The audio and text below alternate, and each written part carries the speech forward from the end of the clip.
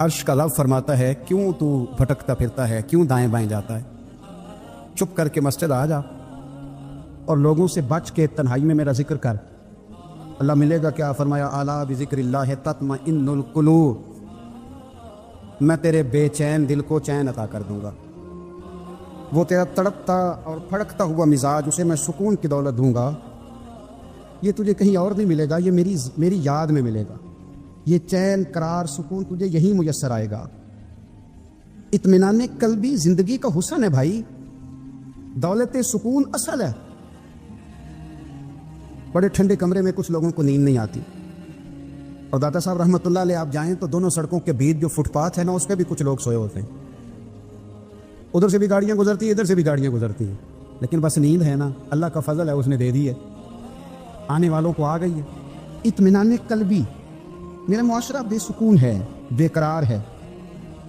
مجھے کچھ لوگ کہتے ہیں جی میں آج کل بڑا بور ہو رہا ہوں، تو میں کہتا ہوں یار ہمیں تو ٹائم ہی نہیں ملا آج تک بور ہونے کا، نہیں وقت ہی نہیں اتنا میسر آیا، کون سا ٹائم نکالے جس میں بندہ بور ہو؟ وہ تو ہے کہ انسان کچھ فارغ ہو، کہیں اس کے پاس گنجائش ہو تو بور بھی ہو لے۔ کیسے بور ہو لیتے ہو؟ یہ کیا ہوتا ہے بور ہونا؟ زندگی میں اتنا وقت ہی کہاں ہے کہ انسان بور ہوتا پھرے اور یہ تصور بناتا پھرے کہ میں بڑی آزمائش میں ہوں، تو میں بڑے بور ہو رہا ہوں، تو میں بڑی تکلیف میں ہوں۔ تو وقت بہت زیادہ ہے ہمارے پاس، لا یعنی کاموں میں ضائع بڑا ہوتا ہے، تو ہم بور ہوتے ہیں، پریشان ہوتے ہیں۔ یہ ہمارے ہاں درجنوں ابحاث اور درجنوں بحثیں صرف وہ ہیں جن کا کوئی مقصد نہیں۔ فضول پیسوں میں الجھنا، فضولیات میں وقت ضائع کرنا، فضول سوالات کرنا۔ فضول سوالات بھی دین میں منع۔ آپ قرآن مجید پڑھیے تو رب فرماتا ہے کیا تم بھی میرے نبی سے اسی طرح کے سوال کرنا چاہتے ہو جیسے اس سے پہلے حضرت موسیٰ سے کیے گئے؟ وہی رنگ اختیار کرنا چاہتے ہو؟ ابحاث میں الجھ جانا، اس چوک میں وقت گزارنا۔ آج کل بھلا کون کون کیا کر رہا ہے، اس پر بڑا وقت گزر گیا۔ فلانا فلانی جگہ کیسے پہنچ گیا، فلانے کی فلانی مصروفیت کیسے بنی، فلانے کا فلانے سے تعلق کیسے بنا، زیادہ وقت اسی میں بیت گیا۔ فضول ابحاث، فضول بحثیں، فضول وقت کا ضیاع، اپنے معاملات پہ بالکل توجہ نہ دینا۔ پرنسپل صاحب اے سی والے کمرے میں آرام سکون سے بیٹھے، انہیں پتہ ہی نہیں کہ اٹھ کے باہر جاؤں دیکھوں جا کے میرا عملہ کیا کر رہا ہے، انہیں پتہ ہی نہیں۔ پیر صاحب کے لیے چونکہ لنگر ذرا تھوڑا سا پیر صاحب کو بتایا ہوتا ہے ڈاکٹر نے کہ تُو نے یخنی کھانی ہے چھوٹے گوشت، اس کے لیے چونکہ لہدہ سے پکتا ہے اور گلاس پانی کا اسٹیج پہ پہنچتا ہے، 6 بندے رومال لیے کھڑے، اٹھ کے دیکھتے ہی نہیں کہ مرید کو سبق پڑھ رہا ہے کہ نہیں پڑھ رہا۔ طالب علم پہ جا کے توجہ نہیں دیتے کہ اس کے کمرے کا حشر کیا ہے۔ میں ایسے لوگوں کو جانتا ہوں کہ جو اپنے اداروں کا مہینوں وزٹ نہیں کر پاتے، اپنے اداروں کا۔ فیکٹری کے مالک کو پتہ ہی کوئی نہیں کہ کارکن کیا کر رہی، یعنی اٹھ کے وہ پسند ہی نہیں کرتا کیونکہ اس کے کمرے میں اے سی لگا ہوا ہے، مزدور دھوپ میں کام کر رہے۔ ہمارے ڈھیروں کام فقط اس لیے خراب ہوتے ہیں کہ ہم اپنے وقت کو ضائع کرتے ہیں، ہم اپنی ذمہ داریوں کا احساس نہیں کرتے، پوری طرح ہم نے اپنے وقت کو الجھا لیا ہے۔ نبی پاک صلی اللہ علیہ وسلم فرماتے ہیں جنتی بھی ایک بات پہ حسرت کرے، حالانکہ وہاں کوئی کمی نہیں، کوئی کمزوری نہیں، پر جنتی بھی حسرت کریں گے، کہیں گے ہائے کاش، حسرت کریں گے۔ یا رسول اللہ کس بات پر؟ تو حضور فرمانے لگے وہ وقت جو دنیا میں ان سے ضائع ہو گیا، خدا کا ذکر نہیں کر سکے، درود نہیں پڑھ سکے، جو وقت ضائع ہو گیا اس وقت پر جنتی بھی جنت میں جا کے حسرت کرے کہ یار یہ کیوں ضائع کیا۔ دیکھیں دنیا میں نا سب سے بندہ سمجھدار وہ ہے جسے اپنا وقت مینج کرنا آتا۔ ہم کیا کرتے ہیں، ایک چیز کو گلے لگا کے باقی کاموں سے بھی رہ جاتے ہیں۔ آج کل مجھے کاروباری ٹینشن ہے لہذا نمازی بھی گئی، آج کل مجھے کاروباری ٹینشن ہے لہذا ابا جی کی خدمت بھی گئی، آج کل مجھے کاروباری ٹینشن ہے لہذا حقوق العباد بھی گئے۔ کیونکہ کاروباری ٹینشن ہے تو لہذا کسی سے ہنس کے مسکرا کے بات کرنے والی جو نیکی تھی وہ بھی گئی۔ ایک ٹینشن آئی ہے نا، تو ہم نے سارا کچھ اسی کھاتے لگا دیا ہے، وہ تو آتی رہے گی۔ نبی پاک صلی اللہ علیہ وسلم نے 23 سالوں میں انقلاب برپا کیا۔ آپ دیکھ لیں کون سا ایسا موقع ہے جہاں سکون سے کسی نے بیٹھنے دیا؟ کبھی کافر بدر میں آ گئے، کبھی احد میں آ گئے، کہیں خندق میں آ گئے، کہیں خیبر میں آ گئے۔ وہ معاملہ اپنی جگہ پہ تھا تو یہاں مدینے میں یہودیوں کی سازشیں شروع ہو گئیں۔ وہ اپنے مقام پر ایک معاملہ تھا تو منافقین اندر تھے، وہ الگ سے عبداللہ بن ابی سلول کا گروپ الگ سے سازشیں کرتا تھا۔ پر ان ساری پریشانیوں کے باوجود اور جو نجی اور ذاتی دکھ تھے وہ بھی اپنی جگہ پہ قائم۔ کبھی حضرت خدیجہ وصال کر گئی، کبھی حضور کی بڑی شہزادی کا وصال ہو گیا، حضور بدر کی فتح کر کے آ رہے تھے تو حضرت عثمان غنی نبی پاک کی شہزادی کو دفن کر کے آ رہے تھے، تدفین ہو رہی تھی۔ یہ سارے نظام دکھ بھی ساتھ رہے اور ان سارے کاموں کے باوجود رسول پاک تہجد بھی وقت پہ پڑھتے رہے، صحابہ کو قرآن بھی وقت پہ سکھاتے رہے، رسول پاک صلی اللہ تعالیٰ علیہ وآلہ وسلم لوگوں سے مسکرا کے بھی وقت پہ ملتے رہے، حسنین کو کندھوں پہ بٹھا کے وہ والا معاملہ بھی وقت پہ کرتے رہے. سارے کام ساتھ ساتھ ہوتے ہیں. ہم نے ایک دو چیز کو بگو دی, یہ نہیں صحیح ہو رہا لہذا سارا کچھ ہی خراب. ہمارا وقت ضائع ہو رہا بھائی, اور تیزی سے ضائع ہو رہا. کام بڑے قیمتی ہیں, اپنے آپ کو قیمتی سمجھیں. آپ دیکھیں نا, ہمارے صوفیاء کہتے ہیں کہ وہ بار کچھ پہچاننا, اللہ کی معرفت حاصل کرنا, آگے بڑھنا, یہ تو دور کی باتیں. سب سے پہلا کام یہ ہے کہ من عرف نفسہ, اپنے آپ کو تو پہچان. کہ بخاری مسلم میں ایک حدیث ہے جس کو پڑھ کے انسان بار بار سوچنے پہ مجبور ہو جاتا ہے کہ اس طرح بھی ہوتا ہے. حضرت انس بن مالک رضی اللہ تعالیٰ عنہ ارشاد فرماتے ہیں, ہم سب حضور کی بارگاہ میں بیٹھے تھے, بخاری مسلم ہے. نبی پاک علیہ السلام تشریف فرما تھے, حضور کی حالت مبارکہ تھی, جہاں موقع آیا حضور بیٹھ گئے. حضور زمین پہ جلوہ فراز تھے. صحابہ کرام نے سوال پوچھنے شروع کیے. یہ بھی بتائیں. کچھ نوجوان تھے, انہوں نے کچھ سوالات شروع کیے. انہوں نے بہت زیادہ سوالات کیے, کثرت سے.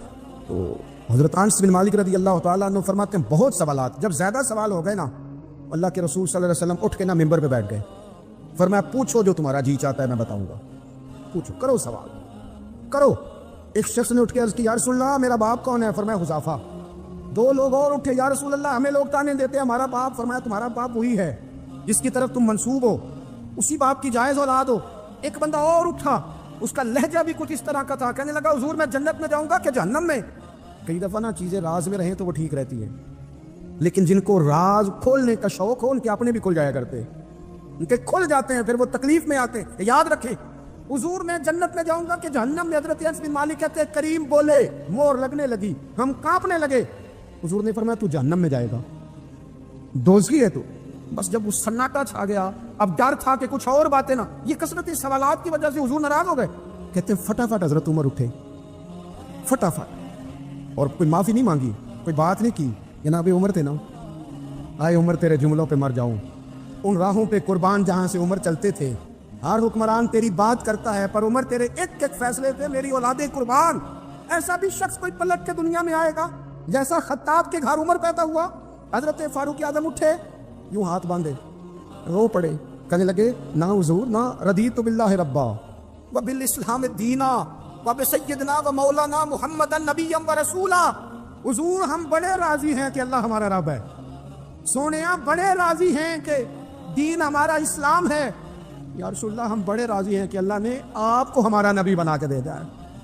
حضور بڑے, یوں ہاتھ باندھے, نہ ساڈا بولے چولے معاف کری, غلطی ہو گئی حضور جوانوں سے, نہیں ایسا حضور نہ, اس سے زیادہ کوئی پردہ نہ کھول جائے گی. رضیت باللہ ربا وبالاسلام دینا وبسیدنا ومولانا محمد نبی و رسولا. وہ ضرورت کے لیے سوال ضرور پوچھا جائے, حضور پسند کرتے تھے, لیکن بحث میں الجھ جانا, ہر وقت دین کو تختہ مشق بنا لینا, ہر وقت میرا دل تڑپتا ہے, کبھی کبھی سوچتا ہوں یہ میرے نبی پاک کا دین ہے کیا؟ یہ صرف دنیا میں بحث کے لیے آیا؟ جس کو 4 لفظ آئے اس نے میرے حضور کے دین کو ذریعہ بحث بنا لیا. صبح بھی بحثیں, شام بھی بحثیں. کریم محبوب علیہ الصلوۃ والسلام نے جو طائف میں روڑے کھائے تھے وہ اس لیے کہ امت بیٹھ کے بحثیں کرے. اس لیے امام علی مقام نے سارا گھرانہ کربلا میں دے دیا کہ تم بحثیں کرو. عمل کب کریں گے؟ کرو بحث, صبح بھی کرو, ہر بندہ کرے, مولوی بھی کرے, مفتی بھی کرے, مناظر بھی کرے. اور چلو علماء تو کبھی الہی کلمت الحق کے لیے کوئی گفتگو کر بھی لے. ہر چوک چوراہے میں بحث, ہر جگہ مناظرہ. خدا را بلا ضرورت تو چھوڑ دیں, بلا وجہ تو چھوڑ دیں. کبھی تو مان کر چلنے کا مزاج بنا لیں, کبھی تو قبول کر لیں. یا رسول اللہ رضیت باللہ ربا وبالاسلام دینا وبسیدنا ومولانا محمد نبی و رسولا. حضور بڑے راضی ہیں کہ اللہ ہمارا رب ہے, اسلام ہمارا دین ہے, آپ ہمارے نبی ہیں. حضور ہم بڑے ہی راضی ہیں, ہم پر کرم نوازی ہو جائے. حضور نے فرمایا عمر بیٹھ جا, اللہ تیرے اوپر رحم فرمائے. عمر بیٹھ جانا, رب تیرے اوپر رحم فرمائے. حضرت عمر فاروق نے کہا تھا فرات کے کنارے, نہر فرات کے کنارے سخت گرمی اور پیاس میں اگر کوئی کتا مر گیا نا, کتا تو اللہ قیامت کے دن عمر سے پوچھے گا کہ حکومت تیری تھی تو اس کو پانی کیوں نہیں ملا تھا, تیری گورنمنٹ میں پانی کیوں نہیں ملا. کیا بات کرتے ہو صاحب. اور یہاں میں نے کہا کہ صاحب نمبر گیم کے چکر میں ہے, سب نمبر گیم کے چکر میں ہے کہ میں نے ایسے کیا تو فلاں نے ایسے کیا. اللہ تبارک و تعالیٰ بڑا کریم ہے. جو میں کدی نہ یہ دعا کرو دل سے کہ یا اللہ اگر تو حضرت عمر فاروق کے بعد حضرت عمر بن عبدالعزیز کو بھیج سکتا ہے تو کسی اور کو بھی بھیج دے. تو قادر مطلق ہے نا, مہربانی فرما, اب غرباء پر, مساکین پر, کمزوروں پر رحم فرما, اب فضل فرما. وہاں تو یہ حال تھا کہ حضرت زید بن, یہاں تو کہتے ہیں نا غلطی سے ہو گیا, حضرت زید بن حارثہ کہتے ہیں کہ جنگ کا موقع تھا, ایک شخص کفر کی طرف سے لڑتا آ رہا تھا, کفر کی طرف سے, فرماتے میں نے جب وہ میرے قریب آیا لڑتے وقت ہو رہا زید بن حارثہ کہتا میں نے تلوار اٹھائی اور میں مارنے لگا تو اس نے کلمہ پڑھنا شروع کر دیا لا الہ الا اللہ محمد رسول اللہ صلی اللہ علیہ وسلم. تو زید بن حارثہ کہتے ہیں میں نے کہا اچھا اب موت نظر آئی ہے تو کلمہ یاد آ گیا تو کافر ہے. اس طرف تلوار سے بچنے کے لیے کلمہ پڑھ رہا کرتے میں نے ماری تلوار گردن اڑا دی. پھر میں حضور کی بارگاہ میں حاضر ہوا. میں نے کہا یا رسول اللہ آج جہاد کے وقت ایک انوکھا واقعہ ہوا. ایک بندہ کفر کے ساتھ لڑ رہا تھا اور جب میں تلوار مارنے لگا تو وہ کلمہ پڑھ رہا تھا. حضور میں سمجھ گیا کہ تلوار سے بچنے کے لیے کلمہ پڑھ رہا ہے. حضرت زید بن حارثہ کہتے ہیں حضور کی آنکھیں غصے سے سرخ ہو گئی. نبی کریم فرمانے لگے تو نے دل پھاڑ کے دیکھا تھا کہ وہ تلوار سے ڈر کے کلمہ پڑھ رہا ہے؟ جب وہ پڑھ رہا تھا کلمہ تو پھر تو کس طرح کا مجاہد ہے جس نے کلمہ پڑھنے والے کی گردن اڑا دی؟ تو پڑھ رہا تھا کلمہ تو تجھے قبول کرنا چاہیے. میرے بھائی یہ بڑا محتاط معاملہ ہے لیکن مسئلہ یہ ہے کہ یہ کچھ دنوں تک یہ باتیں رہتی ہیں پھر آہستہ آہستہ میری آنکھوں سے بھی رخصت ہو جائے آپ کی نظروں سے بھی رخصت ہو جائے گی. لیکن وہ دو بیٹیاں ساری زندگی نہیں بھلا سکتی. ان کے لیے تھوڑا سا مشکل ہے. ان پر جو طوفان تیزی سے گزرا ہے نا گزرا تو چند منٹوں میں ہے لیکن صدیوں تک اس کی گونج رہے گی. صدیوں تک اللہ تبارک و تعالیٰ کوئی فضل کر دے. اب تو ہم دعاؤں والی جگہ پہ آ گئے ہیں کیونکہ میری قوم تو انویسٹر ہے نا ان سب کی. میری قوم انویسٹر ہے. وہ انویسٹ کرتی ہے ان لوگوں کو. ان کو لاتی ہے بناتی ہے خرچے کرتی ہے پوسٹر چھاپتی ہے. شرم نہیں آتی حیا نہیں آتی. ایسے لوگوں کو لاتی ہے اور پھر کیا مطلب بات کی جائے. اور میں نے اس وقت بھی کہا تھا میں پھر کہتا ہوں اور بابانگے دوہل کہتا ہوں کہ نمبر پلیٹیں بدلنے سے گاڑیاں ٹھیک نہیں ہوتی. نمبر پلیٹیں بدلنے سے گاڑیاں ٹھیک نہیں ہوتی. گاڑی کا انجن بدلنے سے پھر ہی اس کا دھواں ختم ہوتا ہے. نمبر پلیٹ بدل کے چہرے وہی باتیں وہی کام وہی. یہ کس طرح صحیح ہو سکتا ہے؟ یہ تو نظام اس وقت ٹھیک ہو جائے جب اندر سے بولیے انجن بدلے جائیں تب یہ معاملات صحیح ہوں گے. بس دعا کرو جمعے والے دن اللہ اپنی خاص رحمت فرمائے. بہرحال عام طور پر سے مطلب حضرت ابو بردہ رضی اللہ تعالیٰ عنہ حاضر خدمت ہوئے. عرض کیا یا رسول اللہ صلی اللہ تعالیٰ علیہ وسلم حضور کوئی کام بتائیں مجھے میں کروں تو میری دنیا بھی بن جائے آخرت بھی بن جائے. کوئی کام بتائیں کوئی حکم. آپ فرماتے میری جیب میں پیسے بھی تھے. حضور کہتے تو میں کنواں بھی کھدوا دیتا. سرکار فرماتے تو میں کسی مسجد کی جگہ میں وسعت بھی کر دیتا. کوئی حکم بتائیں تو کہتے حضور نے عجیب حکم بتایا.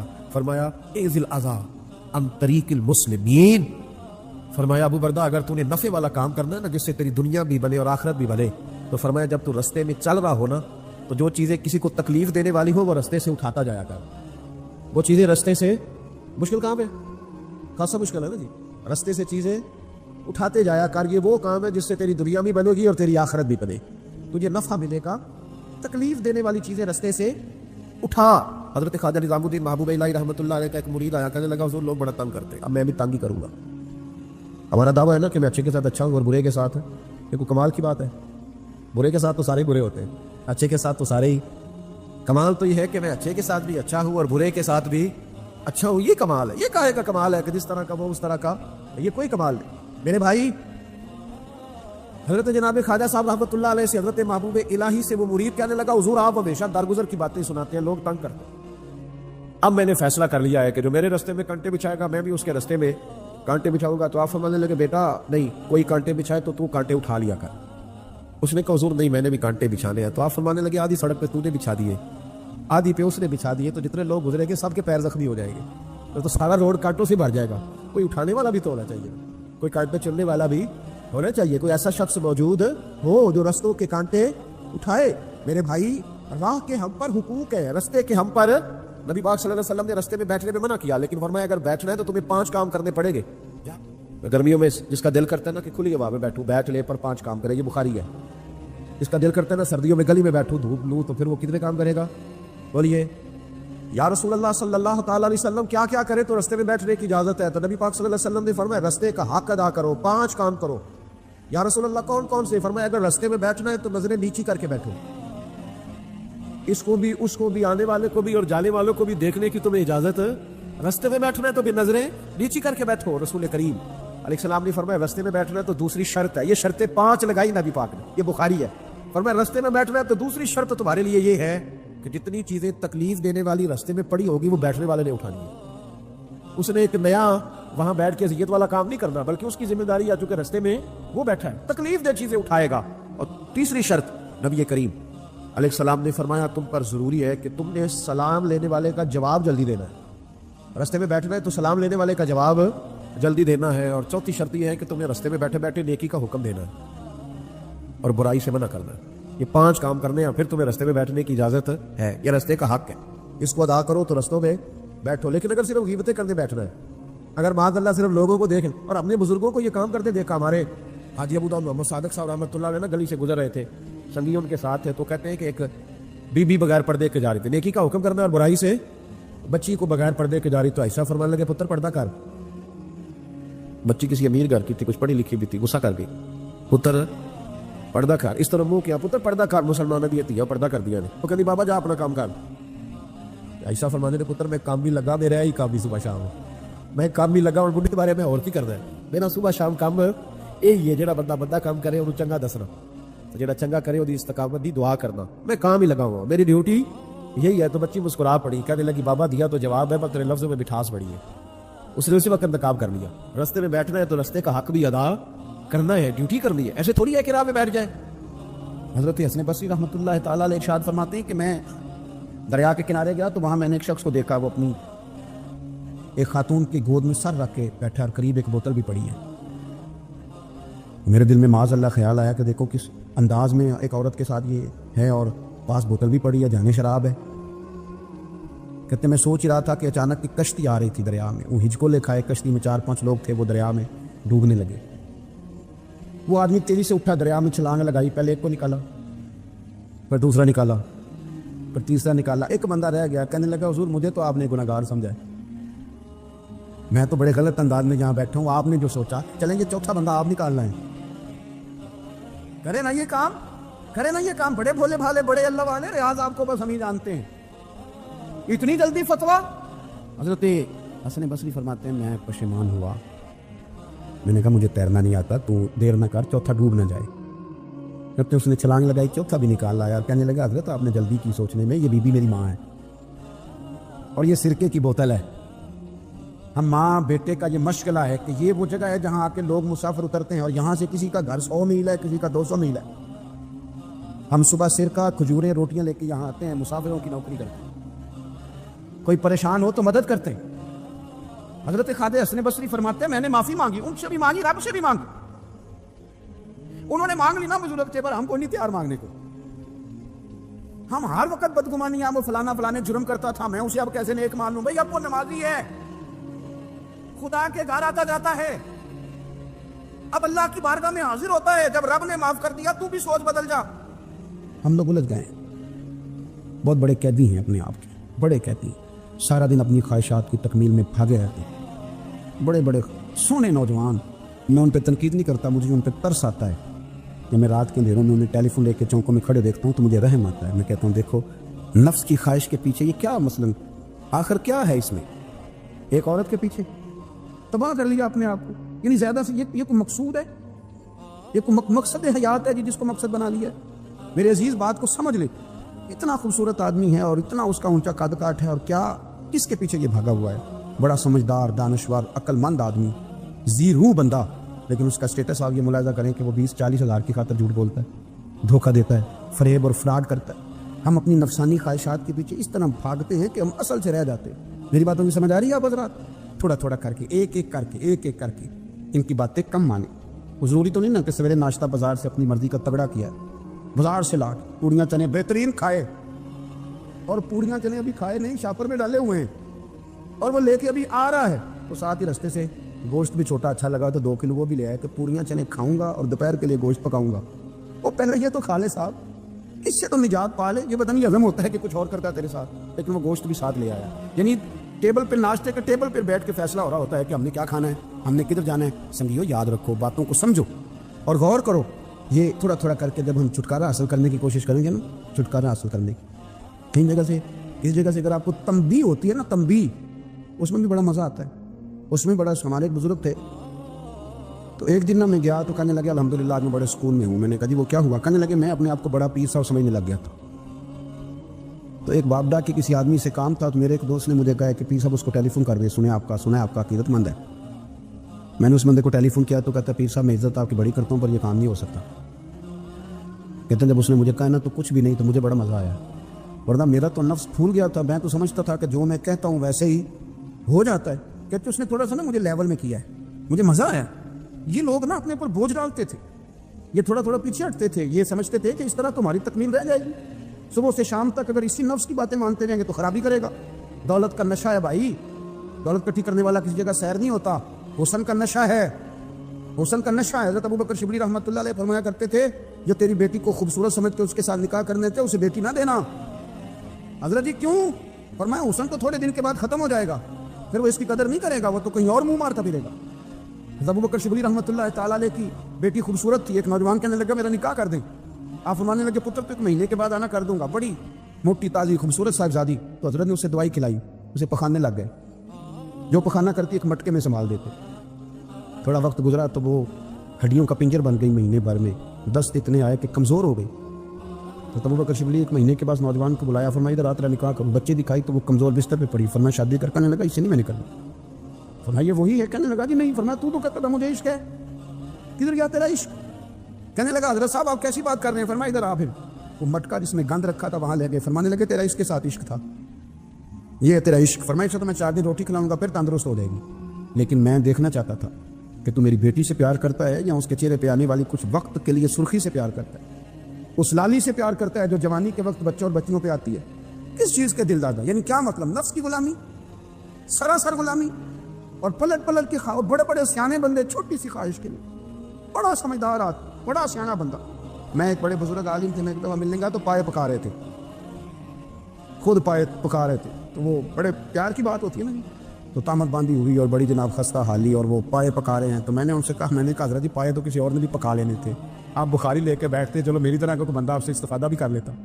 اب پائے آپ لائیں گے, پھر پکائیں گے, پھر آپ کھائیں گے, تو یہ تو 24 گھنٹے آپ کسی کام میں گزر جائیں گے. تو یہ ایک چھوٹی سی خواہش کے لیے, میں کسی چیز کو حرام نہیں کہہ رہا. قرآن پاک کی جو آیت پڑھی ہے صرف اس کی تفسیر آپ کے سامنے عرض کر رہا ہوں. ہماری خواہشات ماں پالتی ہے, آپ کو نہیں پتا کتنے دکھ سہتی. میں ان ماؤں کو جانتا ہوں جو بیٹے کے حصوں کی مار بھی اس کے ابے سے کھاتی ہیں, مار کھاتی ہوں. ایک خاتون ایک کان سے سنتا نہیں, میرے پاس ایک دفعہ کہنے لگی 60 لگ گئی سی, کوئی دعا کر دیں یا کوئی وظیفہ پر. ڈاکٹر کہتے ہیں ٹھیک نہیں ہو سکتے. میں نے کہا باجی صحیح بتاؤ مسئلہ کیا ہے؟ کہیں نہیں کچھ بھی نہیں, مسئلہ کیا ہونا ہے, پتر غلط نکل آیا ہے, اس کا باپ روز مارتا ہے. میں آ گئی ہوں تو اس نے ایک تھپڑ میرے کان پہ مار دی, پردہ پھٹ گیا. مائیں مار کھاتی ہیں, لیکن وہ پتر جس کو بڑی محنت سے پالا ہے وہ جوان ہوتا ہے تو اماں سے کہتا ہے تجھے چھوڑ دینا ہے, پر جس لڑکی سے میرا ٹیلی فون پہ رابطہ ہے اسے نہیں میں نے چھوڑنا, وہ نہیں چھوڑ سکتی. ہر شے کچل جاتا ہے وہ. اماں کبھی لیٹ کے رات کو سوچتی ہے کہ یہ تو میری کل کمائی تھی, میں تو آج بھی اس کے حصے کے تھپڑ اپنی گالوں پہ برداشت کر رہی ہوں, تو یہ کدھر گیا؟ اردشیر نام کا بادشاہ تھا. حضرت محدث ابن الجوزی آج سے کچھ 700 سال پہلے لکھتے. اردشیر بادشاہ بڑا خوبصورت تھا, جوان تھا, بڑا عقل مند تھا. اس نے اس طرح کی قریب قریب ساری ریاستوں پہ قبضہ کر لیا. بڑا عقل مند زیرک تھا, قبضہ ہو گیا. ایک بادشاہ بڑا سخت تھا, اس کے ساتھ جب پنجہ آزمائی ہوئی تو اردشیر کہتا ہے اس پہ میرا قبضہ نہیں ہو رہا تھا, اور جب ہم نے ساری ریاستوں نے مل کے اس پر حملہ کیا تو ایک قلعے کے اندر قلعہ بند ہو گیا. اردشیر بڑا خوبصورت آدمی تھا, بڑا سمجھدار تھا, تو وہ بادشاہ قلعہ بند ہو گیا, اس نے کہا نکلنا ہی نہیں. اب وہ اندر بند ہے, یک بار کی حملہ کیا تو وہ بڑا بڑا قلعہ تھا اس میں بند ہو گیا. اس بادشاہ کی نا جس پر حملہ کیا, اس کی بیٹی اچانک ایک دن قلعے کی دیوار پہ چڑھی تو اردشیر کے حسن و جمال کو دیکھا تو عاشق ہو گئی, اور اپنے ہی باپ کے خلاف اسے کہنے لگی کہ اگر تو میرے ساتھ شادی کا وعدہ کرے نا تو میں تجھے رستہ بتاتی ہوں حملہ کرنے کا. اس نے کہا میرا وعدہ رہا, تو رستہ بتا. اس نے رستہ بتایا اس لڑکی نے, اور بادشاہ نے حملہ کیا تو اس کا باپ قتل کیا, اس علاقے پہ قبضہ کیا شادی کے وعدے پر. ہاں نفسانی خواہش بندے کو اندھا کر دیتی, نہیں سمجھ آتی اس کو میں کدھر جاؤں, اندھا کر دیتی. حملہ کیا, اور جب اس لڑکی کو لے کے آیا نا اپنے محل میں, تو پہلے دن شادی کی پہلی رات تھی, تو بستر بچھایا کنیز نے, تو وہ کبھی کروٹ ادھر بدلتی کبھی ادھر بدلتی. تو بادشاہ کہنے لگا کیا ہے؟ کہنے لگی بستر میں کچھ ہے, مجھے تکلیف دے رہی. اس نے چراغ جلائے اور جب بستر اٹھایا تو ایک اتنا سا دھاگا نکلا. دھاگے سے عموماً تکلیف نہیں ہوتی. تو اس نے کہا تو اتنی نرم و نازک ہے کہ دھاگا. کہنے لگی میرا باپ نا میرے ساتھ اتنا پیار کرتا تھا کہ روز میرا بستر بھی خود بچھاتا تھا, اور اس نے آلہ رکھا ہوا تھا, وہ ناپتا تھا کہ کوئی پایا اونچا نیچا تو نہیں, میری بیٹی کا بیلنس سوتے وقت خراب نہ ہو جائے. اور میرے لیے گوشت اور کپڑے بھی خود پسند کر کے لاتا تھا, کھانے پینے کا خود خیال کرتا تھا. اردشیر کہنے لگا اچھا وہ اتنا پیار کرتا تھا, اور پھر تو نے اس کے ساتھ کیا کیا؟ کہنے لگا بلاؤ کنیزوں کو بلایا, فرمایا اس کو اٹھاؤ اور جلاد کے پاس لے جاؤ, اسے کہو کہ اس کے بال ایک گھوڑے کے ساتھ باندھے, پیر دوسرے گھوڑے کے ساتھ باندھے, اور ایک گھوڑا ادھر بھگا دے کدھر بھگا دے. یہ جس کے باپ نے اتنا پیار کیا, یہ نفس کی اتنی غلام ہے کہ اس کی وفادار نہیں رہی, تو میری وفادار کیسے بنے؟ اس نے اتنے نازوں سے پالا کہ دھاگا اسے برداشت نہیں. او یارو یاد رکھو اگر نفس کی غلامی کرو تو بڑے بڑے وفاداروں کو چھوڑ کے غلامی کرو تو پھر کہو وفادار مل جائیں. کوئی بول ولڑا نہ بول بیٹھی ہوں دے خسم ناراض بڑ بولیاں دے کہاں سر کھائے تے بول بول ٹھنڈ پائے. بڑے فرق نہیں سجنا بولیاں دے جڑیاں خسماں دی وچ رضا وسن بھاگ جاگ جاندے انہاں گولیاں دے. آپ ادلیاں نو سردار پین تکے تے شرما والیاں نو جھوٹے ڈولیاں دے. اپنے نفس کے پیچھے چلو گے تو یہ تباہی ہے. جب ہم نے کسی سے وفا نہیں کی تو یہ کیا امید ہوئی کہ دنیا ہم سے وفا کرے گی. اللہ رسول کی مرضی کے مطابق اصول پسند زندگی بنائیں. ایک ایک کر کے اپنی خواہشات سے پیچھے ہٹیں. تھوڑے پہ گزارا کرنا سیکھیں. اپنے نفس کو سمجھائیں. ضروری نہیں کہ روٹی ہر وقت مزے کے لیے کھائی جائے. کبھی کمر سیدھی کرنے کے لیے خشک روٹی بھی کھا کے دیکھو. کبھی سادہ کھانا اس پہ بھی اکتفا کرو. کبھی تھوڑا کھا کے اچھے طریقے سے سادے کمرے میں بھی اللہ کو یاد کر کے دیکھو. نفس کے پیچھے نہ بھاگیے گا تباہی کرے گا. فرمایا خواہشوں کے پیچھے نہ چلنا تمہیں اللہ کے راستے سے بہکا دیں گی. اور فرمایا بے شک ان کے لیے سخت عذاب ہے جو اللہ کے راستے سے بہک گئے. اور کیوں سخت عذاب ہے؟ اس لیے کہ انہوں نے آخرت کے دن کو بھلا دیا. آخرت کا دن بھلا دیا. پیچھے کا خواہشوں کے پیچھے نہ چلنا تمہیں اللہ کا راستہ بھلا دیں گی. مفہوم آیت یہ ہوا قرآن نے ہمیں ارشاد یہ فرمایا کہ خواہشات نفس کے پیچھے چلو گے آخرت کو بھول جاؤ. تمہارے ذہن میں یہ بات نہیں رہے گی کہ میں نے مرنا بھی ہے.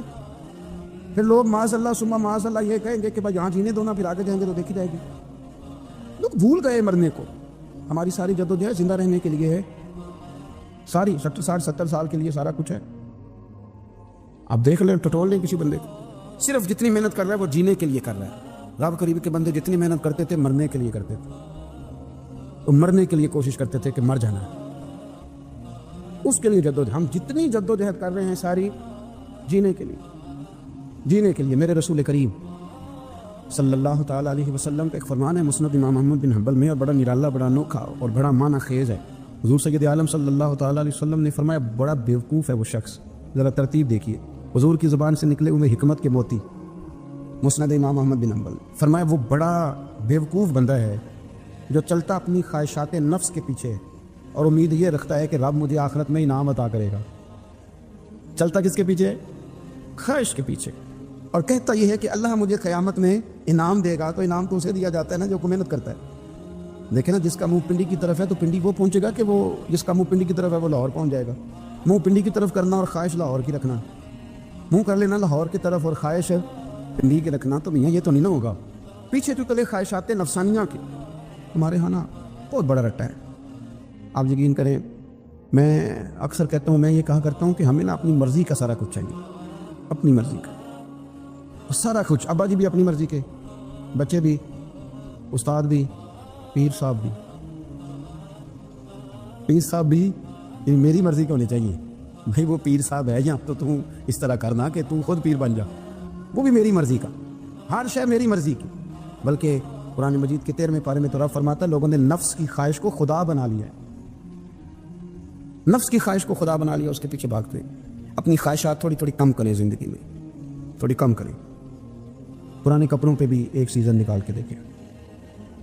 ایک وقت کا کھانا جو اپنا آپ کا من بڑا چاہ رہا ہے نا تو ایک وقت کا کھانا صرف اللہ کی رضا کے لیے کسی غریب کو دے کے دے. میں ایسے سینکڑوں اور ہزاروں لوگوں کو جانتا ہوں جن سے میں پوچھوں نا گھی کس بھاؤ ہے تو انہیں کوئی نہیں پتا. میں نے 2-4 نہیں کہے, میں نے سینکڑوں اور ہزاروں کہے. میں جانتا ہوں ان کو نہیں پتا چنے کی دال کا ریٹ کیا ہے, نہیں پتا.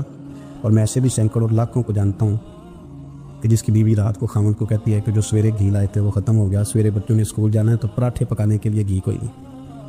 تو درمیان والا بیٹا تو خشک روٹی بھی نہیں کھاتا. دیکھو نا ہم سیاست کی بات کر رہے ہیں فلانے کا فیصلہ ٹھیک ہے کہ نہیں, اور ایک ہمارے محلے میں وہ گھر بھی ہے جو سویرے یہ ڈسکس کر رہے ہیں کہ بچوں کے لیے گھی نہیں ہے, انہوں نے اسکول. یہ سارے تبصرے, یہ ساری باتیں, یہ لمبے چوڑے, یہ تو پیٹ بھر کے روٹی کھانے کے مسئلے. اگر بھوک شدید لگی ہو تو پھر بات یاد نہیں رہتی. نفسیانی خواہشات کا حال یہ ہے کہ جو نیا موبائل کا نیا ماڈل آتا ہے وہ مارکیٹ میں شارٹ ہو جاتا ہے. ہم غریب لوگ نیا ماڈل جو آتا ہے نا موبائل کا وہ ہمارے یہاں مارکیٹوں میں ملتا نیا, یعنی پرانا ملے گا آپ کو, استعمال شدہ نیا. یہ وہ غریب ملک ہے جس کے اندر تھر میں لوگوں کو پانی نہیں مل رہا. اور میرے نفس کی خواہش یہ ہے کہ کہیں مجھ سے پہلے میں نے اپنے کانوں سے سنی ہے بیویاں کپڑے خریدتی کپڑے کی دکانوں پہ, کل چھاٹ ہے تو ڈیزائن بڑے لوگ کا پا لیا ہے وہ دے جو بھی کسی نے. جو میرج ہال زیادہ مہنگا بنتا ہے نا اس میں رش زیادہ ہے. سستے میرج ہالوں کے اندر رش جائیں, جا کے تجزیہ کر لیں. میں آپ کو نتیجہ نکال کے دے رہا ہوں. وہ بھائی کدھر ہے وہ غریبی؟ کدھر ہیں وہ غریب لوگ؟ وہ تو پتہ نہیں بیچارے کہاں سو گئے، کونوں میں لگ گئے، وہ تو سانس بھی نہیں لیتے۔ ہماری خواہشات نفسانیاں اتنی بڑھ گئی ہیں، اتنی بڑھ گئی ہیں دنیا کے اندر۔ جو گناہ ہو رہے ہیں یہ روزی روٹی کے لیے نہیں ہو رہے، روزی روٹی تو اللہ دیتا ہے۔ جو لوگ جسم پروشی کر رہے ہیں، یہ جو لوگ لوگوں کی تجارت کر رہے ہیں، دھندے ہو رہے ہیں، تو روزی روٹی کے لیے نہیں، نفسانی خواہشات کے لیے۔ یہ کاروں اور بنگلوں کے لیے سارا کچھ ہو رہا ہے، یہ جائیدادوں کے لیے ہو رہا ہے، یہ نیا پیٹرول پمپ لگانے کے لیے کوشش ہو رہی ہے۔ یہ ساری جدوجہد، مطلب آپ دیکھیں نا، ہمارے یہاں ایک گھر ہوتا ہے، گھر کے باہر ایک لان ہوتا ہے، اس سے صبر نہیں آتا، تو اس کے بعد پھر فارم ہاؤس ہوتا ہے، ڈیرا ہوتا ہے، اس کی الگ ہمیں ضرورت ہے نا۔ اتنے پیر نہ دنیا کے اندر آپ پسارے کہ دنیا سے جانے لگیں تجاروں کٹھے ہی نہ کر پائیں، نہ اتنے نہ۔ اپنی زندگی مختصر، محدود، تھوڑا سا، تھوڑی خواہشات، گنے ہوئے پیسے، نفرت الکام۔ میں آپ کو صحیح بتاتا ہوں، جیسے جیسے انسان بڑا ہوتا جاتا ہے وہ الجھتا جاتا ہے، اس کے مسائل بڑھتے جاتے ہیں۔ آپ دیکھ لیں ہمارے ہاں لوگوں کی آمدن تھوڑی نہیں، خرچے زیادہ ہیں، مسائل اخراجات کے آمدن کے تھوڑے ہیں۔ میرے رسول کریم صلی اللہ تعالی وسلم کے قربان جاؤں، مدینے والے حبیب نے کمال کر کے ہمیں دکھایا۔ حضور سید عالم علیہ السلام نے فرمایا میں تو بھوک لگنے پہ روٹی کھاتا ہوں، میں تو بھوک پوری لگ جائے تو کھاتا ہوں، اور فرمایا پوری بھوک مٹتی نہیں تو میں ہاتھ کھینچ بھی لیتا ہوں، میں شکم سیری نہیں کرتا۔ بھوک ہم تو ٹائم دے کے روٹی کھاتے، یہ نہیں کہتے بھوک لگی، کہتے 7 بج گئے ناشتے کا ٹائم ہو گیا، اب 2 بج گئے، اب دوپہر کے کھانے کا یعنی ٹائم ہو جاتا ہے، بھوک لگے نہ لگے، اب مغرب ہو گئی تو شام کے کھانے کا۔ اپنی خواہشات کو سمیٹو ورنہ یہ غلام بنا لے۔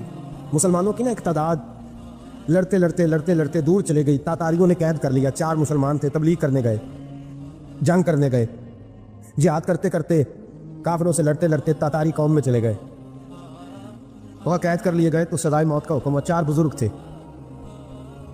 سزائے موت کا حکم ہوا، تو تاتاری بادشاہ جو تھا وہ بڑا خلاف تھا، بڑا سخت مخالف تھا مسلمانوں کے۔ اس نے کہا کہ ان کو جب پھانسی دینا نا مسلمانوں کو تو میرے سامنے دینا۔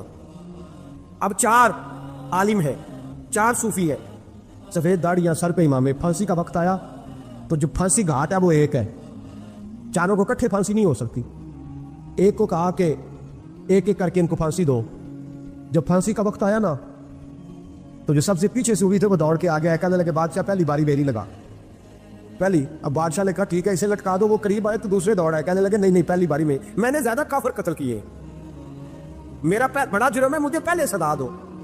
ان کو پھانسی دینے لگے تو تیسرے آ گئے، کہنے لگے نہیں یہ تو میرا قتل کرتا تھا، رستے میں بتایا کرتا، ڈھونڈ کے میں بتلاتا تھا کہ یہاں زیادہ تعداد ہے، مجھے پہلے پھانسی دو۔ تیسرے کے ساتھ بات ہو رہی تھی تو چوتھا دوڑا آیا، کہنے لگا یہ رستے بتاتا تھا، یہ تبلیغ کرتا تھا، یہ سارا کچھ کرتا تھا، لیکن کہا یہ کہتے تھے چلو واپس چلتے ہیں، میں جانے نہیں دیتا تھا، میں کہتا تھا اور کافر مارنے، اور علاقے فتح کرنے، میرا جرم بڑا ہے، مجھے پہلے پھانسی دو۔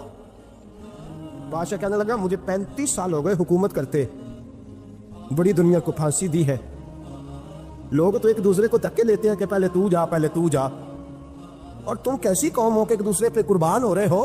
کہنے لگا تم ایک باپ کی اولاد ہو، جاگ رہے ہیں آپ لوگ؟ تاتاری بادشاہ، کافر بادشاہ، اسلام کی مخالفت کرنے میں، ایک باپ کی اولاد ہو کا نہیں، ایک قبیلے کے رہنے والے ہو کا نہیں، ایک ملک کے رہنے والے ہو نہیں۔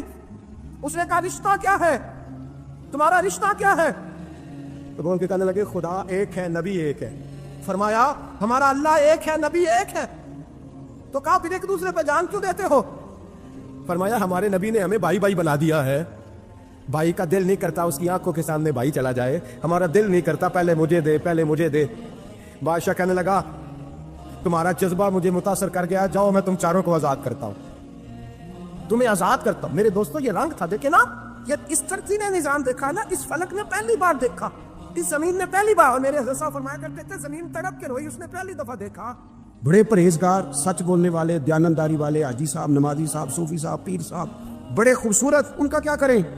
حضرت عبداللہ ابن عمر رضی اللہ تعالیٰ عنہ بیمار ہو گئے، شدید علیل تھے، طبیعت مبارک میں کمزوری آ گئی۔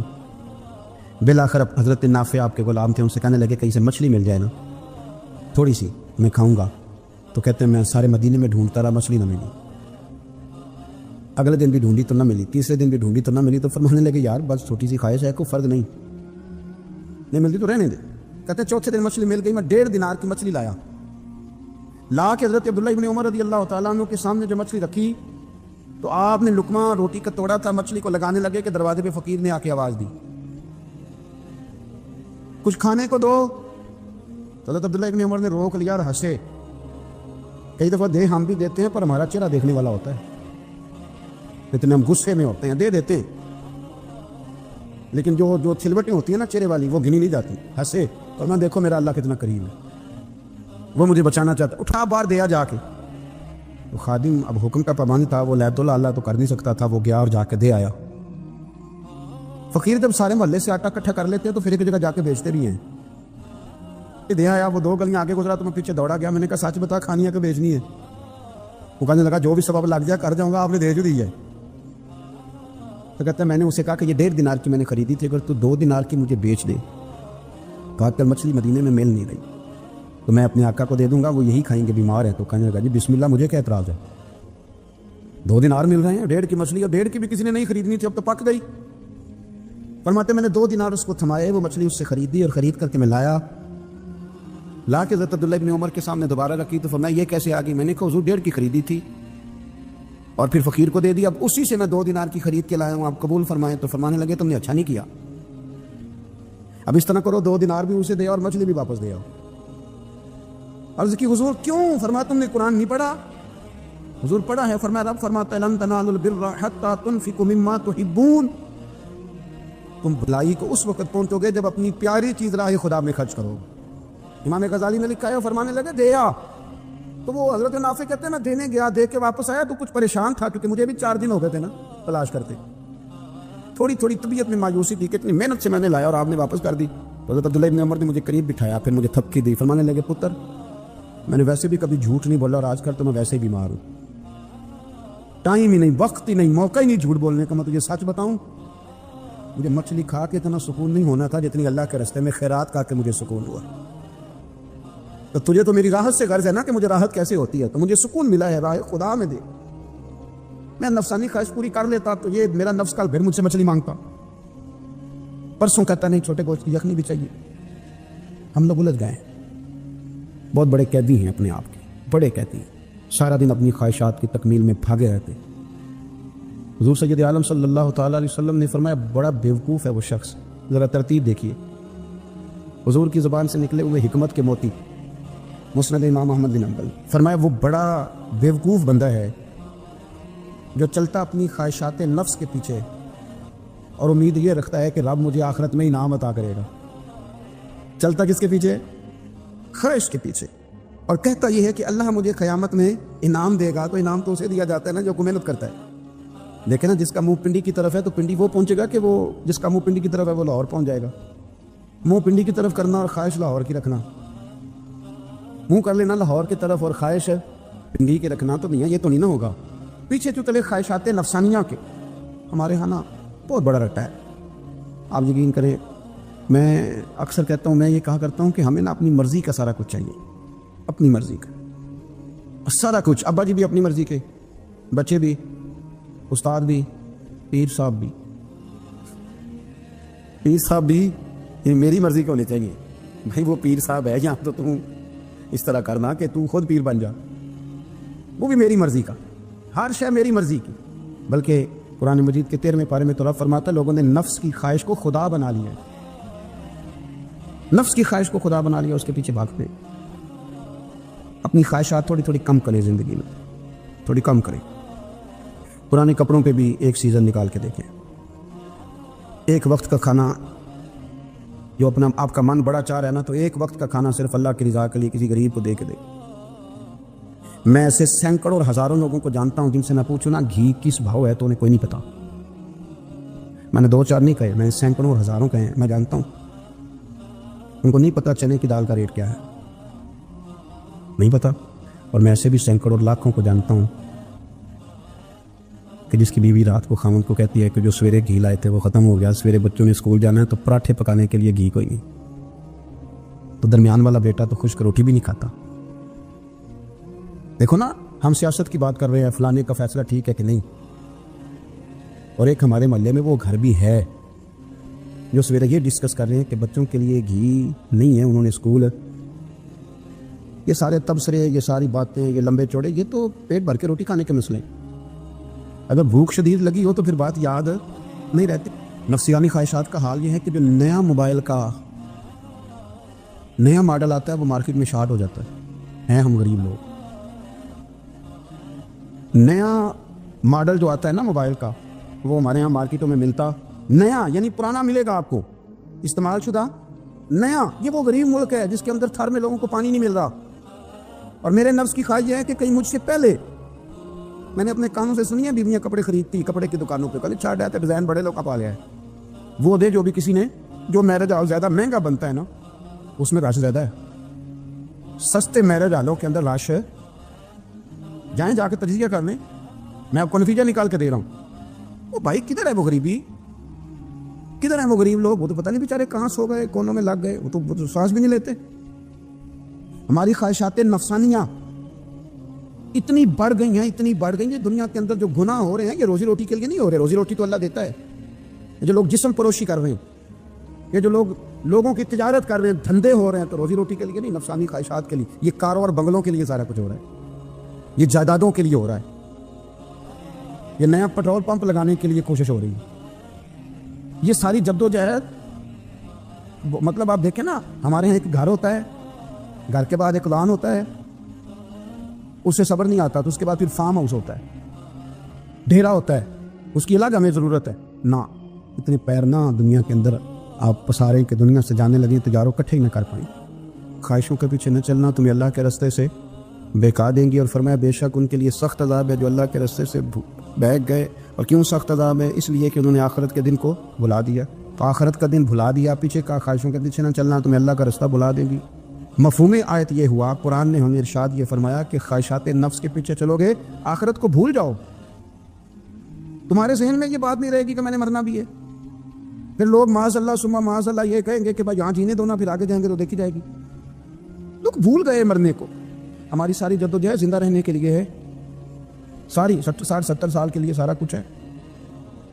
आप देख लें, टटोल लें किसी बंदे को, सिर्फ जितनी मेहनत कर रहा है वो जीने के लिए कर रहा है।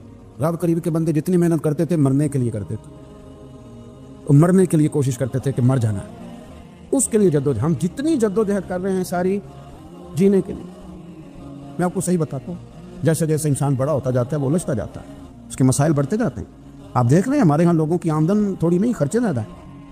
मसाइल अखराजात के आमदन के थोड़े हैं। मेरे रसूल करीम सल्लल्लाहु अलैहि वसल्लम के कुर्बान जाऊँ, मदीने वाले हबीब ने कमाल करके हमें दिखाया। हुज़ूर सैयद आलम अलैहिस्सलाम ने फरमाया मैं तो भूख लगने पे रोटी खाता हूँ, मैं तो भूख पूरी लग जाए तो खाता हूँ। और फरमाया पूरी भूख मिटती नहीं तो मैं हाथ खींच भी लेता हूँ, मैं शिकम सहरी नहीं करता।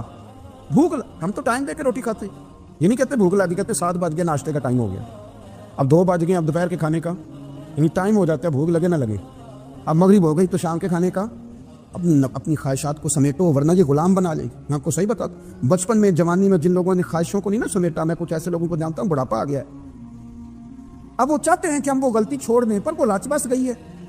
उनके बच्चे उन्हें कहते हैं अब बस कर, लोग शिकायतें करते हैं, लेकिन चूंकि जवानी में कंट्रोल नहीं किया तो बुढ़ापे में कैसे होगा। हमारी ख्वाहिशात हमारे लिए मुसीबत बन गई हैं।